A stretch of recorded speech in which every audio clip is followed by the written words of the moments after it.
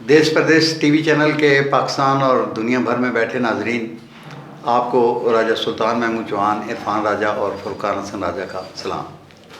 नाजरीन, आज मेरे मेहमान खुर्रम परवेज़ राजा साहब, उम्मीदवार सूबाई असम्बली हल्का PP 8 गुजर खान, ये हमारे साबिक़ वज़ीर आज़म पाकिस्तान और मौजूदा स्पीकर कौमी असम्बली जनाब राजा परवेज़ शरीफ साहब के साहबजादे हैं।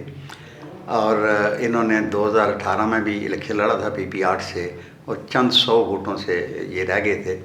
तो अब दोबारा ये उम्मीदवार हैं उसी हल्के से। तो राजा साहब, आपका बहुत शुक्रिया, आप तशरीफ़ लाए। मेहरबानी सर।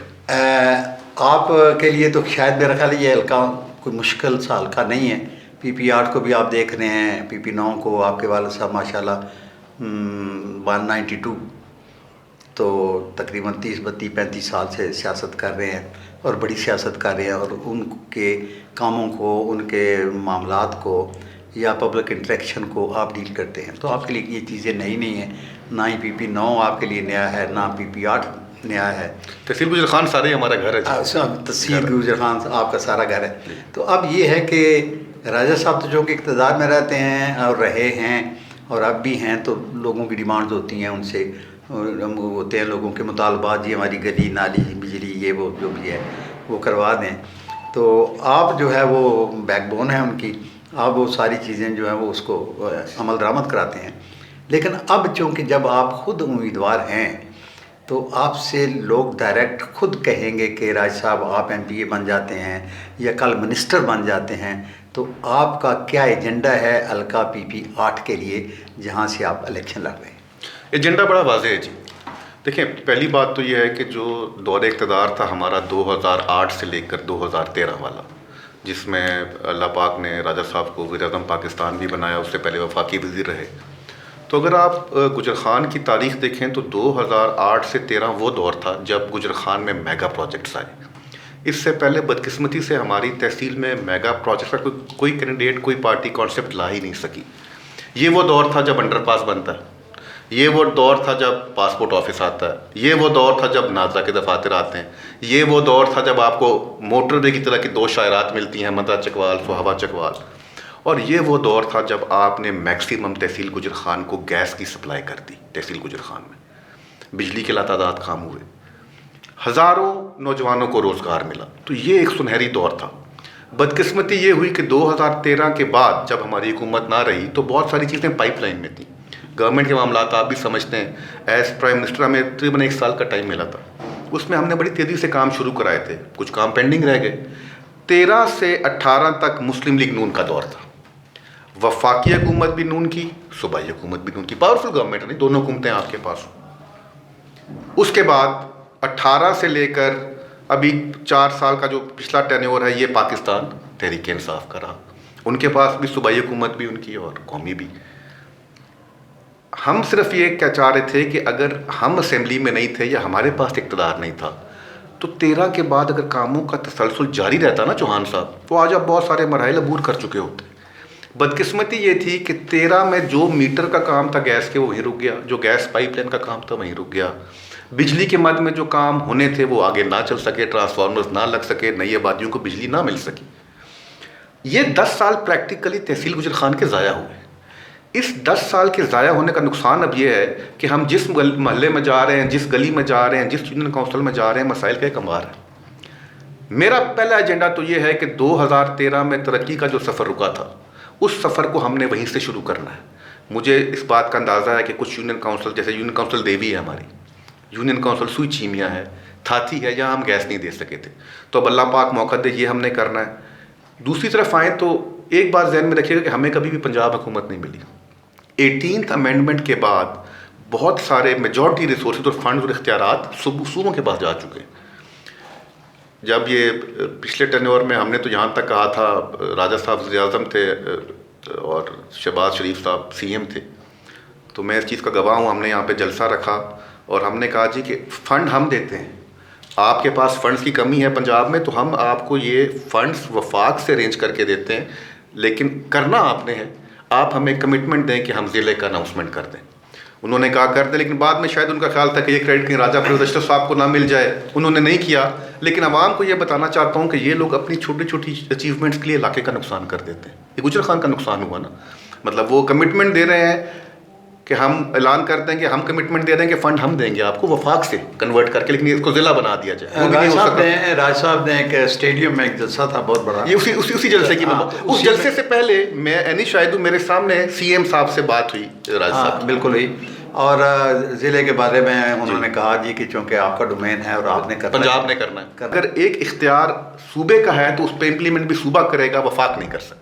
یہ باتیں تو وہ اس لیے کرتے ہیں کہ لوگوں کو ہم سے متنفر کریں یا خائف کریں، لیکن حقیقت یہ ہے کہ ایسے لوگ چھوٹی سیاست کرتے ہیں، چھوٹے گول کی سیاست کرتے ہیں اور ایسی نیگیٹو پالیٹکس کی وجہ سے نقصان علاقے کا کرتے ہیں. اچھا، اب میں 3-4 دن پہلے میں نے جناب راجہ پرویز صاحب کا انٹرویو کیا اور اس میں 2 کویسچنز تھے میرے میجر جو ہے، اس میں تھی پنجاب یونیورسٹی اور مدر اینڈ چائلڈ ہاسپیٹل.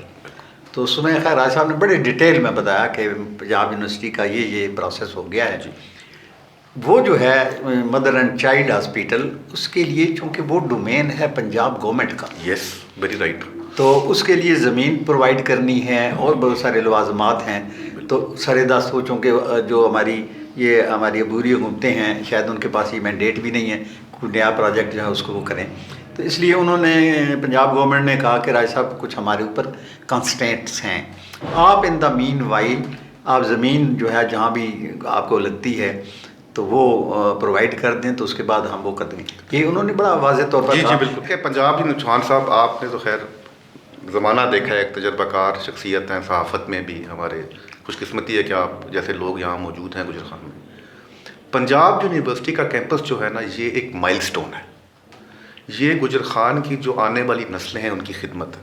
میں تو ایک سوال کرتا ہوں کہ ہماری تو مخالفین اس لیے کرتے ہیں کہ شاید سیاسی مخالف کے لیے بڑا مشکل ہے تعریف کرنا، لیکن یقین مانے اگر انہوں نے کوئی اچھا کام کیا ہوتا تو میں بڑے دل کھول کے بات مانتا ہوں، تسلیم کرتا اس چیز کو.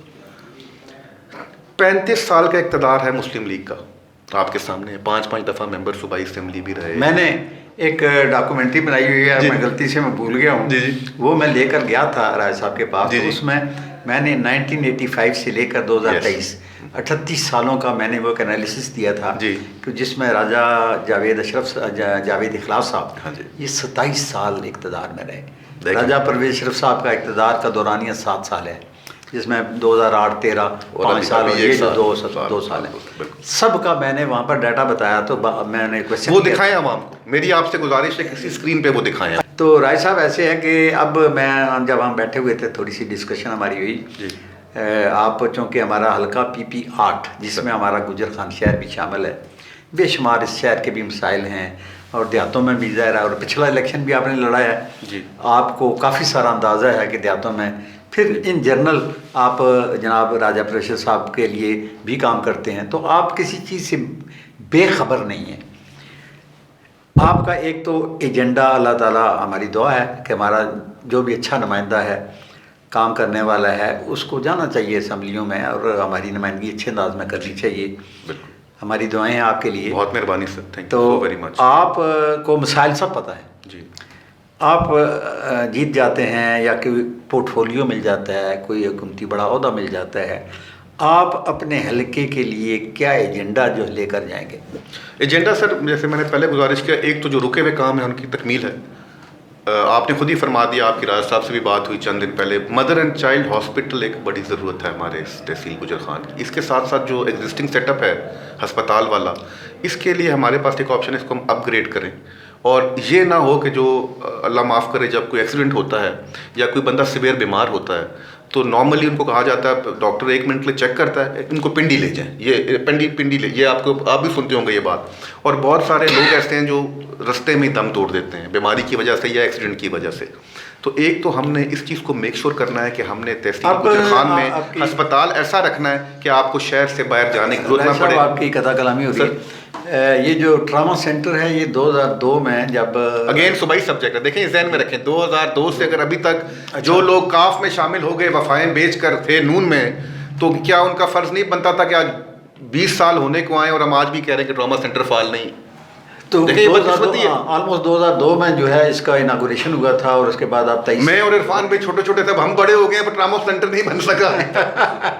اچھا, تو ابھی یہی حالت ہے کہ ٹراما سینٹر جو ہے وہ کوئی ایکسیڈنٹ ہو جاتا ہے, کوئی ہیڈ انجری کوئی ہمارے پاس اس کا نہیں ارینجمنٹ نہیں ہے, ارینجمنٹ نہیں ہے, کوئی ارینجمنٹ تو بس لوگ راستے میں مر جاتے ہیں. بالکل. تو ایک تو وہ ایک ٹاپ پرائرٹی ہے کہ ہمارے پاس ٹراما, بس آپ دعا کریں, آپ میرے بزرگ ہیں, اگر میں چلا گیا اس ایوان میں تو ٹراما سینٹر کا فعال ہاسپٹل اور پراپر ٹراما سینٹر جو ویل ایکوپڈ ہوگا وہ میں اپنے تحصیل کے لیے لے کر آؤں گا انشاءاللہ. زبردست جی. تو اس کے بعد ایجوکیشن کے حوالے سے تو چلیں یونیورسٹی بن گئی, پنجاب یونیورسٹی آ گئی, اچھا, یہ گجر خان, پورے گجر خان کو مبارک ہو جی اس کی. اچھا, تو اب جو ہے ایک بات میں وہاں پر سامنے بیٹھے ہوئے کر رہے تھے, ایک ہمارے دوست ہیں وہ آپ کے بوکڑا کے جی آصف علی صاحب, جی جی, تو وہ آزاد امیدوار ہیں قومی اسمبلی کے بھی اور صوبائی اسمبلی کے بھی. تو وہ میرے پاس ادھر یہاں پر آئے تھے, تو فرسٹ ٹائم انہوں نے مجھے کہا, اور نئی بات کی میرے لیے, وہ نئی تھی تقریباً, جی. اس نے کہا جی کہ یہ 4 جگہوں سے گیس نکل رہی ہے اور اس کی رائلٹی کہاں جا رہی ہے. یہ کویسچن میں نے راج صاحب سے کیا تھا, جی. تو خیر انہوں نے بڑا ان ڈیٹیل بتایا کہ یہ پوزیشن ہے, اس وقت ہمارے پاس گیس ہی نہیں ہے, جو ہماری گیس آ رہی ہے وہ بلکسر سے آ رہی ہے, جو ایگزسٹنگ ریزروز ہیں وہ کم ہو رہے ہیں یا ختم ہونے کے قریب ہے. تو وہ تو خیر ان کے سوال کا جواب تو ان کو مل گیا, اور یہ یا چلیں ان کی پروپوزل تھی کہ جی پیسے ملتے رائلٹی کے تو یہاں پر گرد و نواح میں بڑی ڈیولپمنٹ ہونی تھی, یہ ہونا تھا, انقلاب آنا تھا وغیرہ. میرے ذہن میں بھی ایک بڑے عرصے سے آئیڈیا ہے کہ ہمارے پنجاب کے, خاص کر کے یہ جو سینٹرل پنجاب اور پٹوار ہے, اس میں ہمارے 3 شہر ایسے ہیں جس میں گجرات ہے, گجرانوالا اور سیالکوٹ, جہاں پر کاٹیج انڈسٹری ہے, اور اس کاٹیج انڈسٹری کے بعد پھر سیکنڈ سٹیپ پہ بڑی انڈسٹری بن جاتی ہے. گھروں میں ٹیکنالوجی بھی ہے, گھروں میں روزگار بھی ہے, سب کچھ ہے. تو میرے ذہن میں 2 چیزیں آتی ہیں کہ ایک تو آپ اقتدار میں آئیں, راج صاحب کو ہم دعا گو ہیں, وہ بھی اقتدار میں ہیں, تو کاٹیج انڈسٹری تحصیل گجر خان میں ہونی چاہیے, ہر گھر میں ہونی چاہیے. ویری گڈ آئیڈیا, بہت اچھا آئیڈیا ہے یہ. اچھا, اس کے علاوہ جو ہے ہمارے پاس 2 بڑی سڑکیں ہیں. ابھی اس دن راج صاحب فرما رہے تھے کہ اب وہ سڑکیں تو میں نے بنا دی ہیں, بڑی بڑی لوگوں کو بڑی سہولتیں مل گئی ہیں. زمینوں کی قیمتیں ہمارے گجر خان والے اللہ کا شکر ہے امیر ہو گئے, وہ جو پہلے ہزاروں میں کنال تھی اب کروڑوں میں کوئی نہیں دے رہا, تو زمینیں بڑی مہنگی ہو گئی ہیں.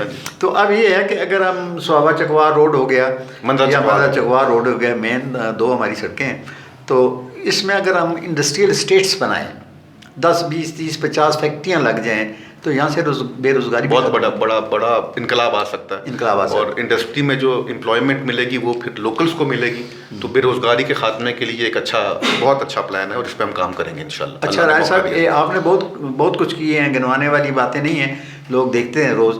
میں درگی راجگان میرا گاؤں ہے, اور مجھے شارٹ پڑتا ہے یہ گلیانہ روڈ, یہاں اندر سے جاتا ہے, لیکن میں جاتا ہوں وایا سوابا چکوار روڈ, کہ میں ماٹھی سی میری گاڑی ہے, تو یہ یہاں پر کہیں لگے گی نا تو فارغ ہو جائے گی.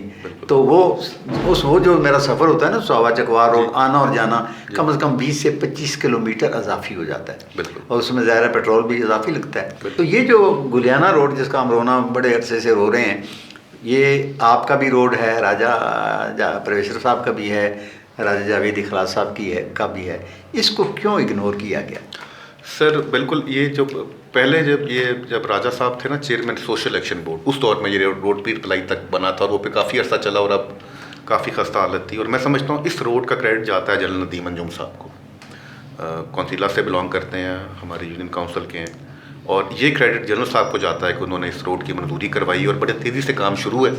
اور میرا خیال ہے کہ اب آپ کو کچھ عرصے تک یہ دوسرا روٹ استعمال کرنا پڑے گا, 2 مہینے بعد اب اسی روڈ سے جایا کریں گے آپ. اچھا, تو یہ جو ہے ہو گئی ہماری. تو اب مجھے آخر میں جو آپ کے ذہن میں جو بھی آپ لوگوں سے ملتے ہیں, لوگ کئی چیزیں آپ کے ساتھ شیئر بھی کرتے ہوں گے, آپ کا جو ذاتی منشور ہے آپ کے حلقے کے لیے, PP8 کے لیے, وہ کیا ہے؟ میں حلقہ PP8 کے اپنے ووٹرز سے صرف ایک اپیل کرنا چاہتا ہوں کہ اگر آپ نے مجھے موقع دیا تو انشاءاللہ صوبائی اسمبلی پنجاب میں جا کے میں حق نمائندگی ادا کروں گا.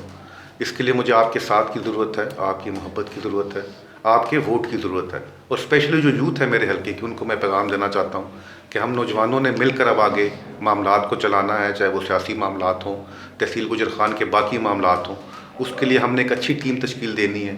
ہم نے نیگیٹو پالیٹکس کو ختم کرنا ہے, منفی سیاست کو ختم کرنا ہے. ہم نے تھانہ کچہری کی سیاست نہیں کرنی, ہم نے برادریوں کی سیاست نہیں کرنی, ہم نے لوگوں کو توڑنے کی سیاست نہیں کرنی, ہم نے لوگوں کو جوڑنے کی سیاست کرنی ہے. ہم نے ایک پازیٹیو مائنڈ سیٹ کے ساتھ آگے بڑھنا ہے. اگر کسی کے ساتھ ہمارا سیاسی اختلاف ہے بھی, بالکل رکھیے, یہ آپ کا جمہوری حق ہے, لیکن منزل ایک ہونی چاہیے, اور وہ منزل ہے گجر خان اور گجر خان کی ترقی. بہت مہربانی, بہت شکریہ.